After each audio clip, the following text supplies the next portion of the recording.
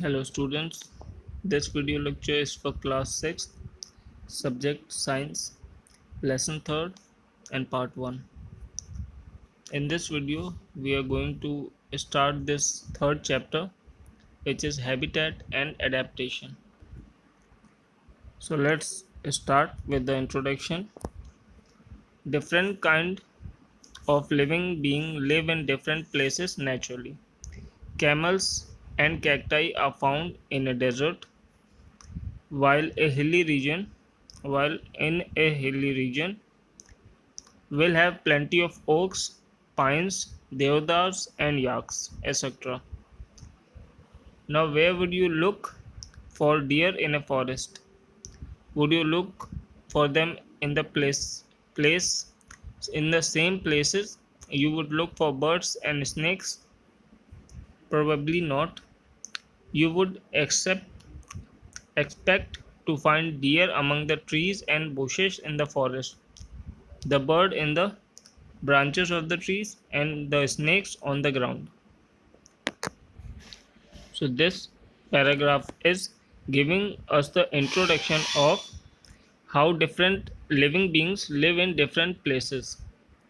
For example, camels and cacti are found in the desert, which lacks water, and hilly region plenty of oaks will be found, pines, deodars and yaks,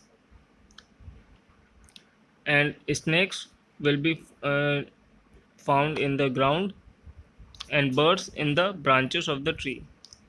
So now let's move and let's see what the word habitat actually means. The word habitat literally means it inhabits or it dwells, and we can better understand with this definition: the place where an organism lives, or the place where one would find a particular organism, is known as its habitat. So habitat is the place where an organism lives naturally. For example, a habitat of a fish is water.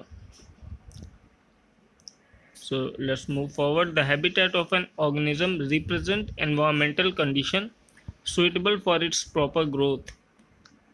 A habitat provides it food and shelter. Plants have habitat too. The beautiful orchid grows from the branches of tall trees in a rainforest. So the branches of these trees are the orchid's habitat. Habitat usually refers to a large area such as a pond, a forest, an estuary, a desert, or an ocean. Now let's see the types of habitat. There are three major types of habitat. First, aquatic; second, terrestrial; and third, aerial or arboreal habitat.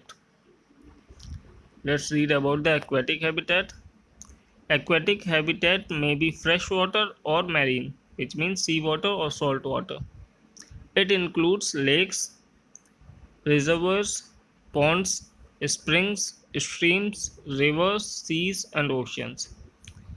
So, aquatic habitat combines all the organisms which live in water, whether it's freshwater or marine water.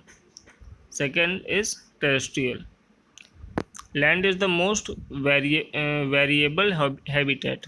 It includes forests, deserts, mountains, etc.